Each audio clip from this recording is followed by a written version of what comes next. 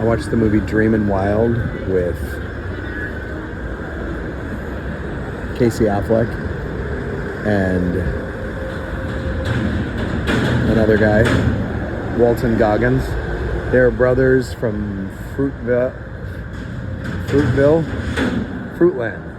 Washington, near Hunters, Washington, about 90 miles north of Spokane, Washington.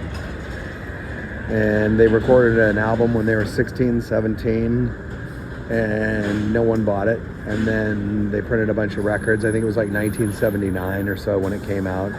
And then years later, like the 2000s, some record collector found it and hailed it as a masterpiece, and a record label called Light in the Attic Records from Seattle re-released it.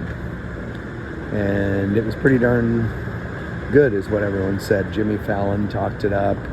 They went and played the Showbox. But the movie was also about kind of the dynamic between the brothers. One was like the Casey Affleck guy was the serious musician and had continued playing music and cover bands and whatnot. And the other guy had just kind of worked on the farm, and he wasn't as serious about music. It was a bit about their clashes when they came back together, trying to figure out their musical differences. And then Beau Bridges, the other part of it was Beau Bridges played the father, who was this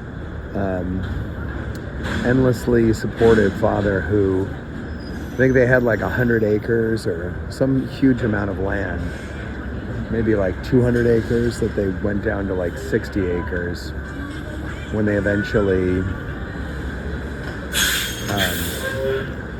because he had spent a lot of money trying to finance these recording projects. It was a really good movie though, well acted and a great cast, so I recommend it. Dreamin' Wild with Casey Affleck.